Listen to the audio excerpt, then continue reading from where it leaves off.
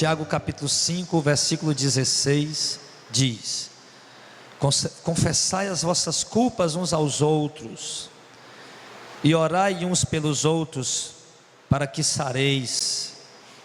A oração feita por um justo pode muito em seus efeitos. Elias era um homem sujeito às mesmas paixões que nós, e orando, pediu que não chovesse, e por 3 anos e 6 meses não choveu sobre a terra. E orou outra vez, e o céu deu chuva, e a terra produziu o seu fruto. Nós temos visto, irmão, que uma das coisas que o povo de Deus menos tem feito na atualidade é orar. Que a igreja tem orado pouco, que os irmãos têm orado pouco, ou quase não têm orado. Talvez, se você for olhar para a sua vida de oração, se você for observar ou fazer aí um histórico da sua vida de oração, você vai perceber que a sua vida de oração está um fracasso. Talvez muitos irmãos que estão aqui essa noite não oraram essa semana. Talvez muitos irmãos que estão aqui essa noite não dobraram o seu joelho para orar sequer 1 hora por dia essa semana. Se você parar para olhar a sua vida de oração, você vai ver: meu Deus, como é que está sendo o seu dia? O seu dia, você levanta cedo, você pega ônibus, você dirige o carro, pilota a moto, você faz as lutas de casa, você vai para o seu trabalho, para o seu emprego, para a sua empresa, para os seus negócios, e quando chega o fim do dia, você percebe que aquele dia você não orou.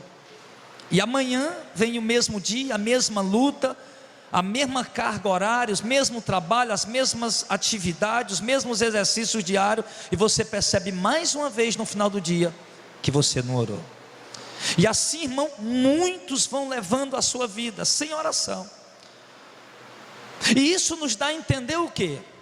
Isso nos deixa claro que se você não está orando, é porque você não crê na oração.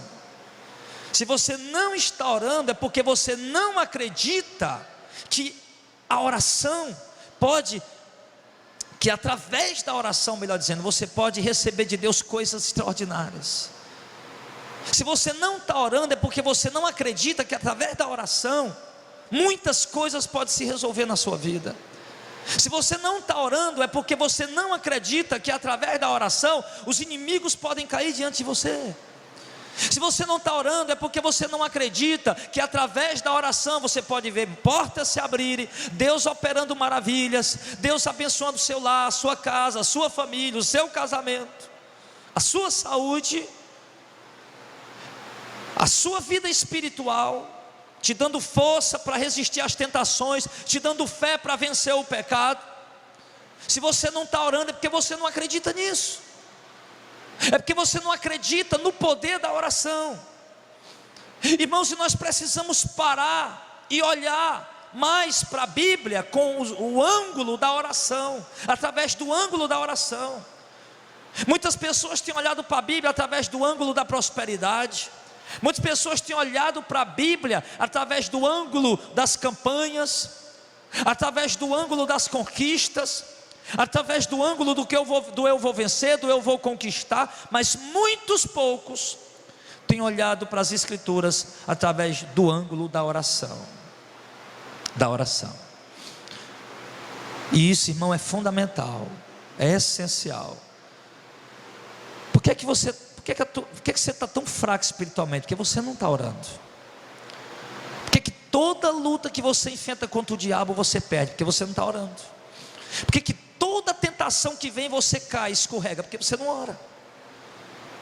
E nós estamos olhando aqui, irmãos, o apóstolo Tiago, finalizando a epístola que ele escreveu. A única epístola encontrada que Tiago escreveu foi essa. E no finalzinho dessa epístola, Tiago aqui ele fala muito de fé, fala das dificuldades da caminhada, fala das provações que o crente enfrenta, fala das privações, dos inimigos, dos levantes, das oposições. Tiago fala da unidade que a igreja deve ter, mas no final, Tiago encerra a sua carta falando sobre oração. É como se Tiago estivesse falando como se Tiago estivesse dizendo isso: tudo que eu escrevi do primeiro capítulo até agora, se vocês não orar, vocês não conseguir fazer. Se vocês não orar, vocês não vão conseguir viver o que ele está ensinando através do Espírito Santo pela palavra. E Tiago, irmão, para poder despertar nos irmãos o ânimo de orar, Tiago, para poder despertar nos irmãos a vontade de orar, a alegria de orar, o prazer de orar, a vontade de orar, a fé para orar, a fé para acreditar que Deus responde a oração. Porque crente que não ora é porque ele não acredita que Deus vai responder a oração dele. Porque se ele acreditasse, ele oraria constantemente. Claro, se eu creio que Deus vai ouvir minha oração, por que eu não vou orar? É lógico que eu vou orar. Mas se eu não creio, então eu não oro. Isso é bem simples. Então Tiago, ele finaliza dando um exemplo de um homem muito conhecido, um profeta do Antigo Testamento. O nome dele era Elias. Ele era um homem desconhecido, não se sabe descendência, genealogia. Só se sabe que ele era de Tisbé, de um povoado pequeno, ali na região montanhosa, de uma povoado pequeno. Só se sabe isso de Elias. Elias, o tesbita dos moradores de Gileade. Só isso que ali nas encostas das montanhas ali próximo a Gileade, ali estava Tisbé, uma cidade pequena, e ali tinha esse homem chamado Elias. E esse homem de repente aparece no cenário quando Israel está vivendo um tempo de crise, quando Israel se desviou por causa da idolatria do rei Acabe e da rainha Jezabel, que conduziu todo o povo à perdição e à perversão. Os homens que ainda tiveram coragem de pregar a verdade, eles mandaram matar. Jezabel mandou matar junto com Acabe. Alguns outros conseguiram sobreviver porque algumas pessoas esconderam eles dentro de covas e cavernas e ficaram sustentando eles com pão e água durante muito tempo. E Elias aparece nesse cenário caótico. E ali esse homem, ele chega diante do rei. Ele reúne as autoridades políticas daquela nação.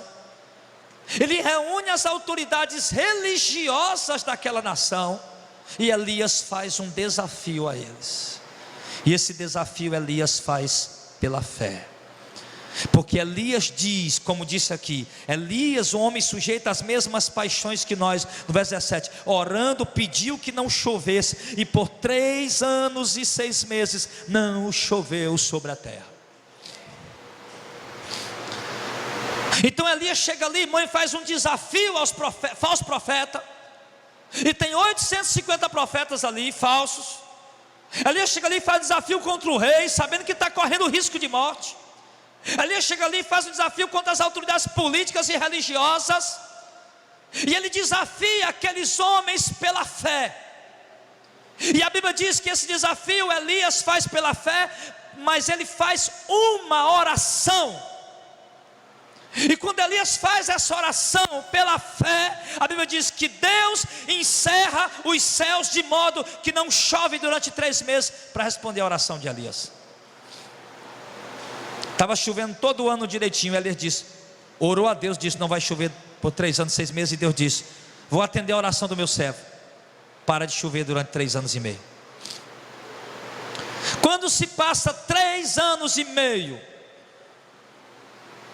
a população e as autoridades estão com ódio de Elias, querendo prender ele para matar ele, pegar ele para matar ele, porque disseram, ele é o perturbador de Israel, por causa dele não está chovendo. E eles vão procurar Elias para tentar matar. Eles nem precisam procurar Elias, porque Deus manda Elias se apresentar diante deles. E Elias se apresenta diante do rei, diante das autoridades políticas e religiosas. E ali muita gente já morreu de sede e fome, animais já morreram de sede e fome. E Elias ali diante do rei faz mais uma oração. E a oração de Elias agora parece ser mais impossível de ser atendida do que a primeira. Porque a primeira ele orou para não vir chuva, e já estava com 3 anos e meio sem chuva. E agora Elias chega diante das autoridades políticas e religiosas, e ele ora para que chova. E essa resposta dessa oração parece ser mais impossível do que a oração que ele fez no começo. E para surpresa de todos, quando Elias termina de orar, cai uma grande chuva sobre Israel. Deus mais uma vez lá no céu diz: eu vou mandar chuva para atender a oração do meu servo. E o que é que nós queremos falar com isso essa noite? Que Elias acreditou no poder da oração, que Elias viu Deus fazer coisas grandes e extraordinárias, porque ele creu no Deus que ele servia, e sabia que esse Deus podia tudo, e ele sabia que se orasse com fé, Deus atenderia a oração dele. E eu quero lhe dar uma notícia boa, meu irmão, que esse Deus continua sendo o mesmo hoje. Que se nós, como Elias, invocarmos a Deus e orarmos a este Deus, sem dúvida, Ele atenderá a nossa oração. E quando eu disse isso agora, eu vi incredulidade na maioria da igreja. Quando eu falei isso aqui agora, eu vi incredulidade na maioria de vocês. Isso deixa claro que infelizmente muitos não creem. Mas eu quero lhe dizer essa noite, irmão, eu estou aqui em nome do Senhor para tentar te ajudar, porque o texto está dizendo aqui: orem. Aí aquele povo estava lá: mas nós vamos orar, nós somos tão fracos, tão falhos, tão imperfeitos. Mas ele disse: mas orem. Mas por que nós devemos orar? Nós somos tão fracos, tão falhos, tão imperfeitos e incapacitados. E ele disse: orem, porque é Deus quem vai fazer. Peçam, porque é Deus quem vai dar. Clamem, porque Deus vai ouvir. Ele falou isso. Sabe, irmãos, nós olharmos para a situação da igreja evangélica hoje, nós vamos ver que o povo evangélico é um povo que mais deseja a resposta de Deus urgente. Tem até igreja aí que o nome do culto é o culto do milagre urgente. E é um povo que deseja respostas urgentes. Esse povo é assim. Porém é um povo que não quer orar para receber a resposta. É um povo que está viciado em campanhas. E eu sempre disse aqui que essas campanhas místicas que entrou na igreja, 7 semanas para resolver isso, 7 semanas para trazer o marido de volta, 7 semanas para botar a amante para ir embora, 7 semanas para libertar o filho da droga, 7 semanas para isso, para aquilo outro. Isso matou a oração da igreja. Por quê? O povo passou a confiar nas campanhas e a perder a confiança na oração. O povo passou a depositar a confiança num ritual de 7 semanas, que eu tenho que estar lá, eu tenho que levar a toalha para ungir, toda quarta-feira eu tenho que levar o pãozinho consagrado para ungir, toda quarta-feira eu tenho que levar, toda sexta-feira eu tenho que levar a rosa para ungir, o pastor disse que tem que levar para ungir. E o povo se acostumou com isso e não quer mais orar.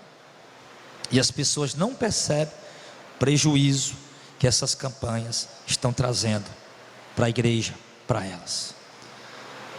E isso não está resolvendo o problema de ninguém, não está restaurando a vida de ninguém. Esse negócio de rosa ungida, isso não está salvando o casamento de ninguém. Esse negócio de fronha ungida ou qualquer outra coisa não está salvando a vida de ninguém. Envelope ungido não está trazendo prosperidade para ninguém. Esses votos que estão fazendo não está resgatando ninguém das drogas, do vício, nem da prostituição. Você quer ver milagre, amém? Então ora. Então, ora. Ore. Aí você vai ver Deus agir. Você nunca se viu tão perto de Deus, mas você vai se ver quando você começar a dedicar a oração. Quando você começar a dedicar-se à oração, você vai se ver tão perto de Deus. E por que eu estou pregando isso essa noite? Eu falei, eu acho que não teria uma oportunidade, uma mensagem mais oportuna para expressar o que Deus está fazendo por nós. Porque nós passamos, entenda, nós passamos quase um ano orando a Deus, para que Deus nos entregasse esse galpão. Quem lembra disso? Quem lembra? Vários irmãos lembram. Quase um ano orando a Deus, para Deus nos entregar esse galpão. Para nós parecia impossível, mas hoje é uma realidade, amém? Aí Deus entregou o galpão, aí veio a reforma que tinha que fazer, porque eu já disse, esse lugar aqui não é casa de Deus nem igreja, esse lugar aqui é apenas um prédio, onde a igreja, que somos nós, vamos congregar, tá? A gente chama simbolicamente de templo, porque o verdadeiro templo do Espírito Santo somos nós.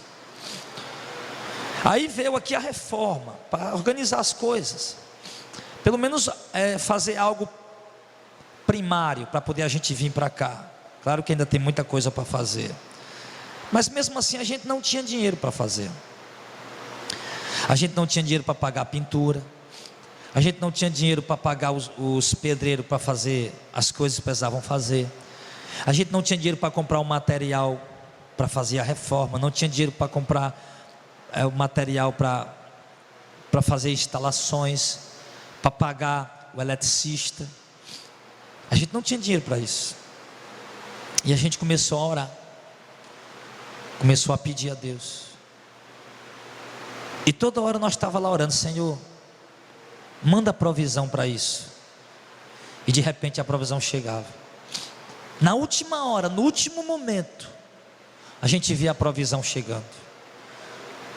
Quando parecia impossível, meu Deus do céu, o cara cobrou R$7.500 para fazer as instalações elétricas.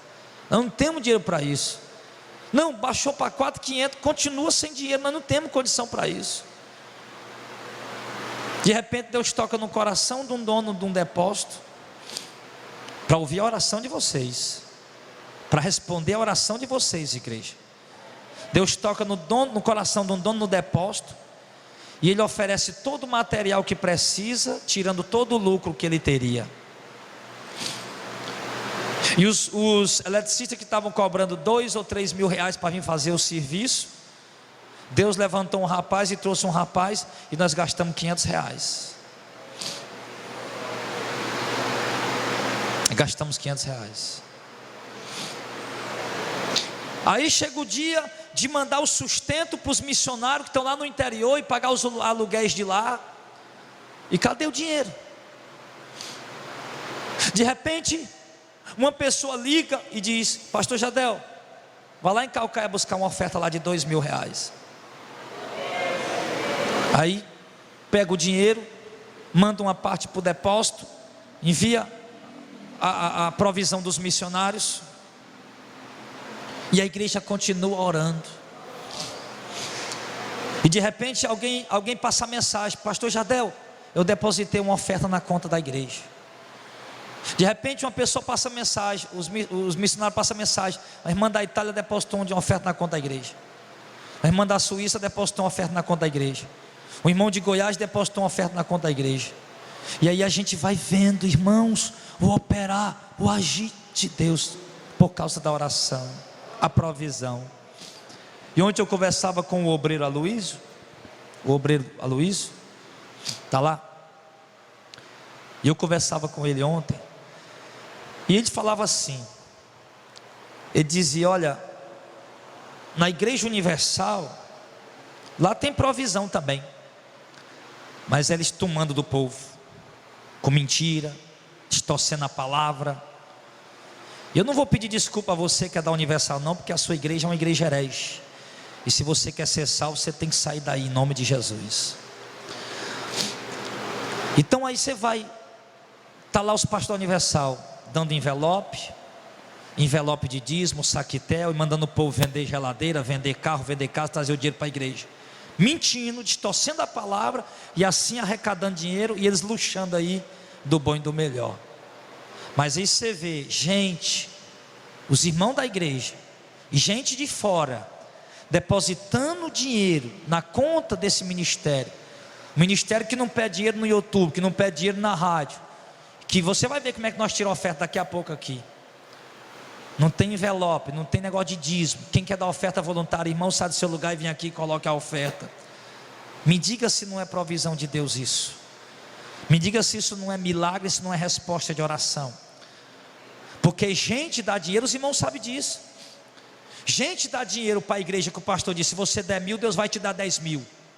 Rapaz, esse pastor é ungido de Deus, eu vou dar os 1.000 e Deus vai me dar os 10.000. Irmão, nós passamos a semana inteira subindo o monte. Está aqui o vídeo aqui, ó, com o saco nas costas. Está aqui. Pega esse envelope, está ungido, consagrado. Nós subimos um monte aqui, está ungido, nós oramos. Deus vai prosperar, vai abrir porta. Bote R$1.000 dentro. O povo dá desse jeito. Mas isso aí não é provisão de Deus. Isso aí não é resposta de oração. Isso é extorsão. Isso é exploração. Agora vocês pequeninos do Senhor, o que nós vimos Deus fazer aqui esses dias foi resposta da tua oração. E eu quero dizer para você, irmão, nós gastamos aqui, eu nem sei quanto, vou até colocar na ponta do papel para ver. Sem dinheiro, Deus providenciando. Tudo que foi feito aqui, cada centavo que entrou para fazer esse trabalho aqui, irmão, foi resposta da tua oração. E você ainda duvida que Deus responde a oração, meu irmão? E você ainda duvida que Deus responde a oração? Deus respondeu tua oração para fazer o que Ele está fazendo aqui. Então continua orando, que Ele vai fazer também na tua família, vai salvar também tua casa, teu lar, tua família, teus filhos, teu marido.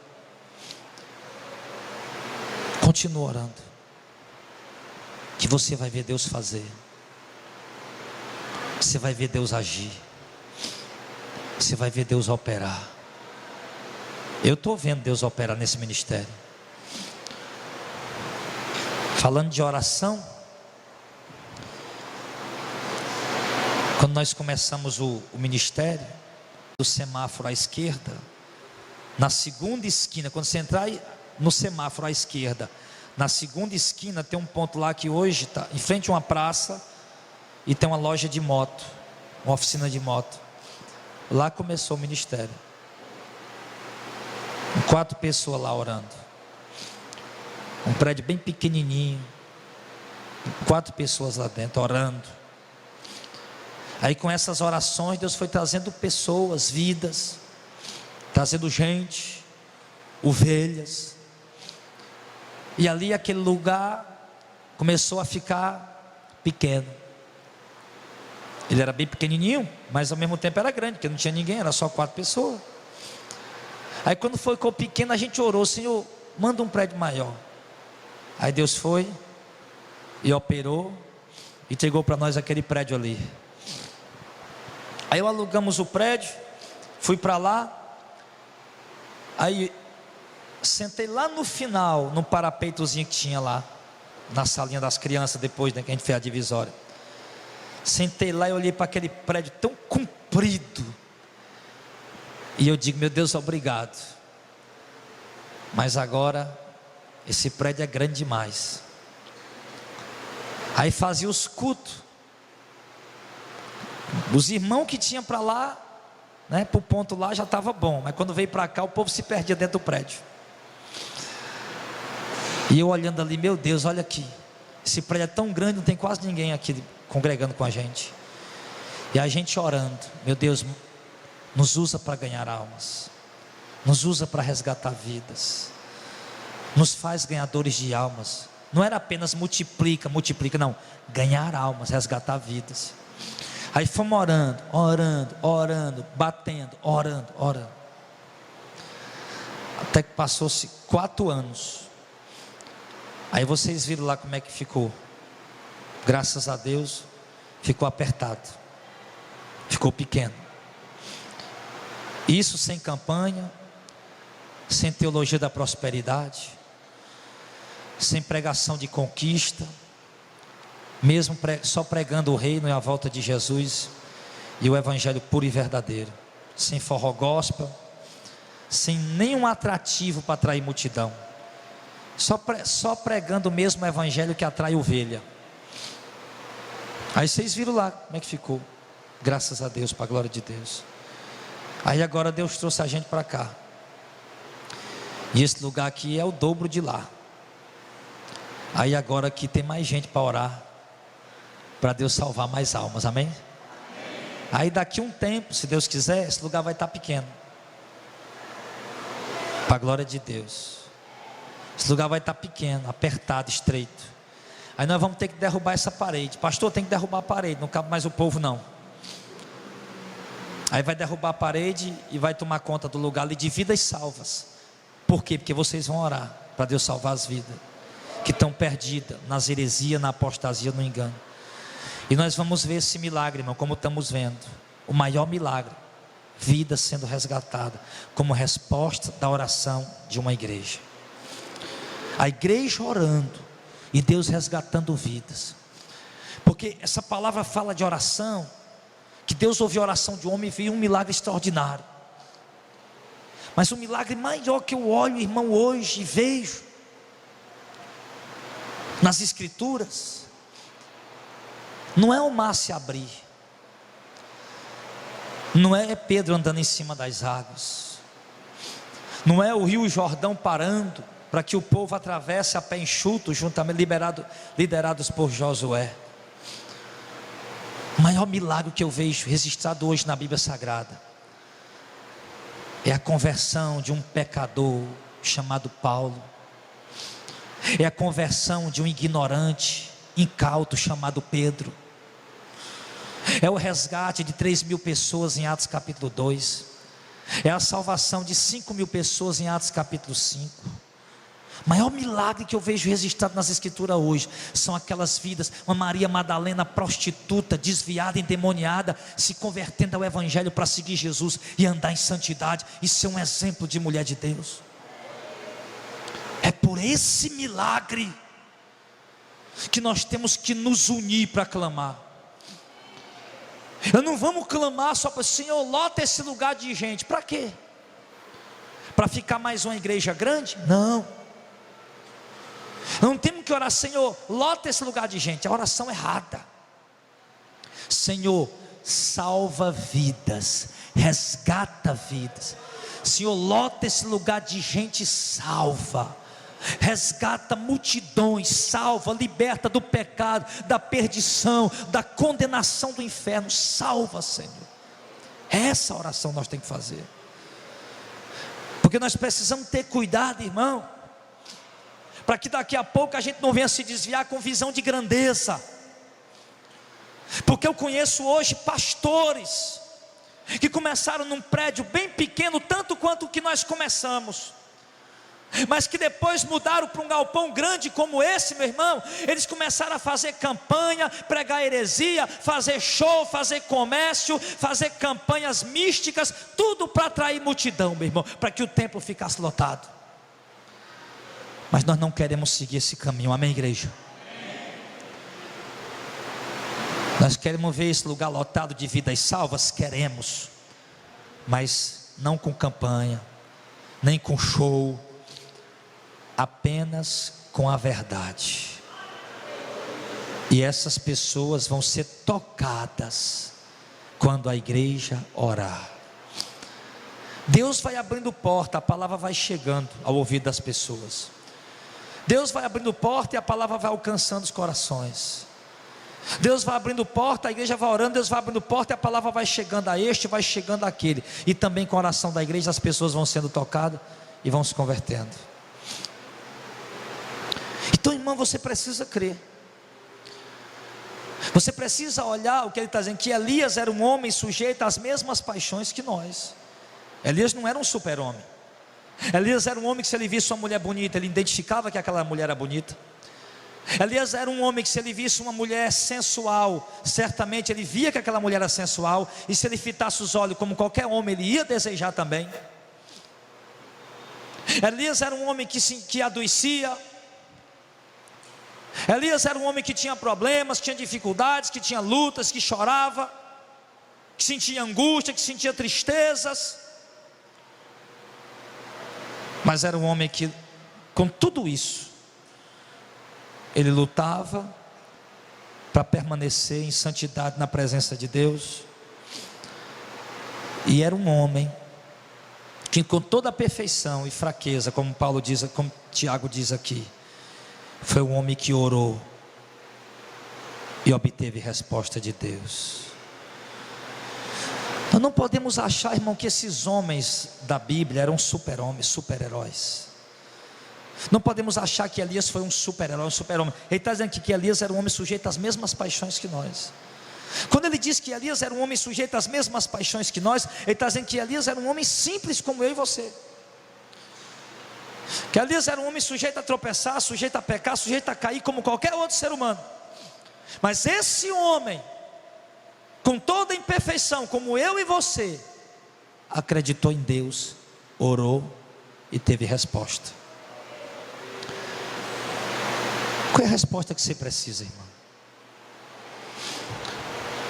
Qual é a resposta que você está precisando? Você está orando?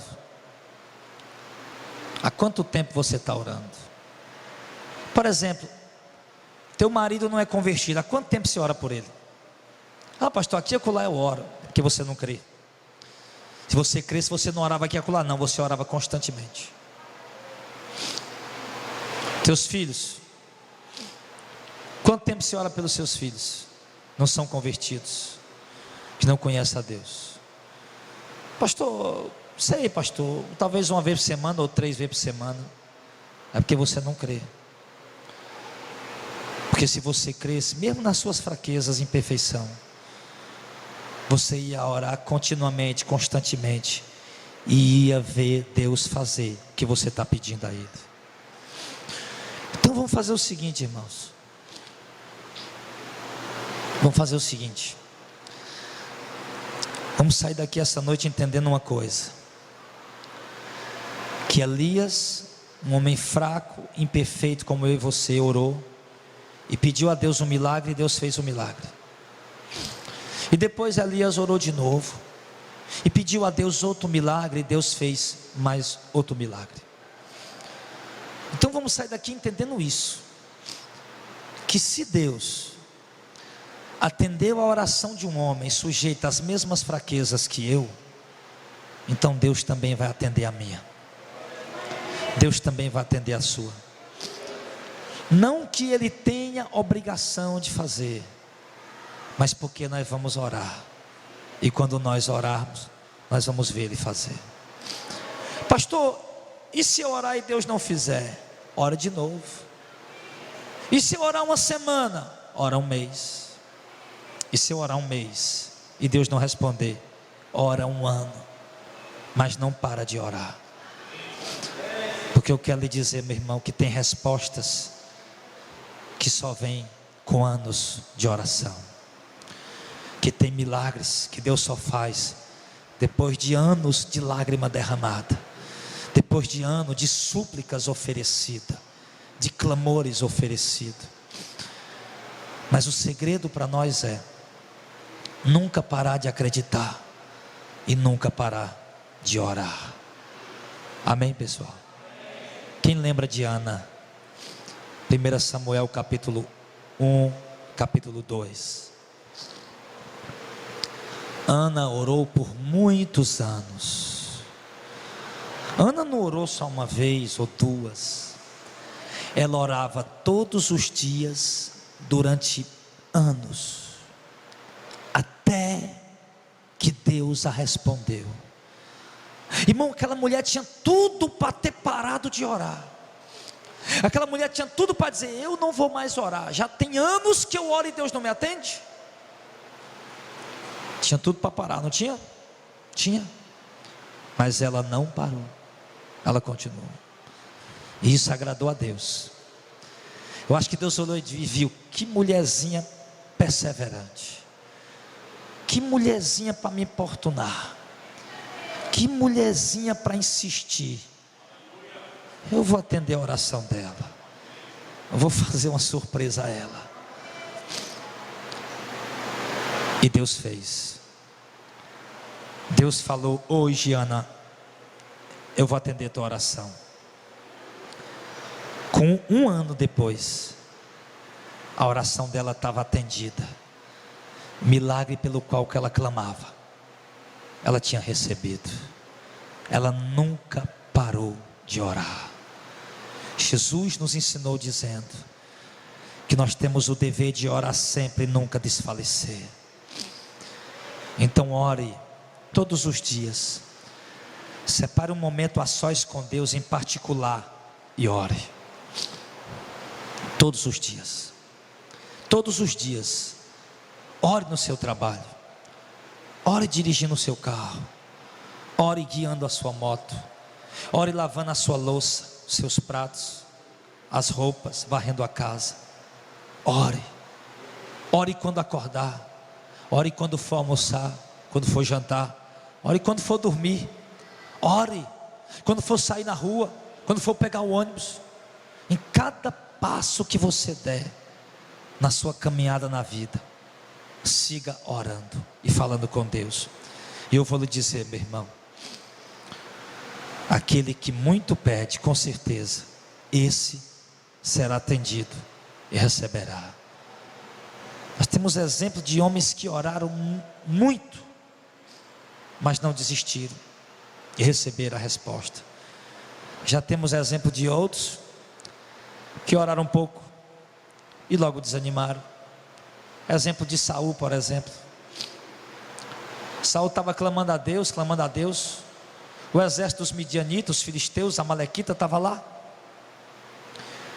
E Saul estava orando para o profeta Samuel chegar. E o profeta não chegou. Aí ele deu com os pés pela mão, se atribulou, se aperreou e foi lá e fez o sacrifício.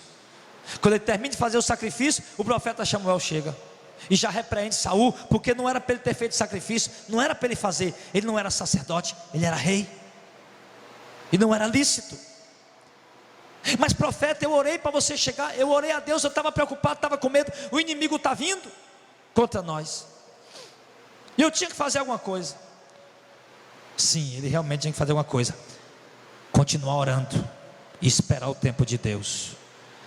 Porque não adianta, irmão. Não adianta envelope. Se você está desempregado, não adianta envelope ungido. Se está com problema no casamento, não adianta rosa. A única coisa que vai te ajudar de verdade é a tua oração. A tua oração pessoal, particular. É você propor no coração e sair daqui e ver os testemunhos rápidos que eu falei do que Deus fez agora essas últimas semanas, para nós estarmos aqui, e ver esses testemunhos bíblicos e assentar no teu coração e sair daqui dizendo: eu vou ser uma mulher de oração, e sair dizendo: eu vou ser um homem de oração. De manhã meu marido sai, meus filhos vão para o colégio, eu vou ficar em casa orando. E o jovem diz: de manhã eu vou para o colégio, quando chegar em casa, sim, eu vou tomar um banho, vou orar, para depois almoçar e depois estudar e fazer as tarefas. E o pai de família diz: eu vou sair cedo para trabalhar, mas quando eu voltar à noite, vai ser a meu momento de oração com Deus. Ou então, antes de eu ir trabalhar, eu já tiro o momento de oração com Deus. Mas enfim, você tem que assentar isso no teu coração, irmão. Orar. Ah, mas hoje eu tive que sair para resolver um negócio com a minha esposa, e ela foi lá para resolver o negócio, eu estou aqui esperando dentro do carro. Fica orando. Ah, porque eu fui levar um irmão no médico, era minha hora de oração, e eu fui levar um irmão no médico, e eu tive que esperar, o irmão entrou no médico e demorou, e eu fiquei lá dentro do carro. Fique orando. Solta o WhatsApp, solta o Facebook, solta o smartphone, o telefone, e fica lá na presença de Deus, orando. E eu vou lhe dizer, uma igreja que ora, um crente que ora, ele vê Deus fazer coisas extraordinárias. Eu estou aqui diante dos meus olhos, olhando para essas ovelhas que Deus entregou nas nossas mãos para apacentar. Sem falar das outras congregações e das outras que estão ouvindo a gente aí na congregação online, através do YouTube.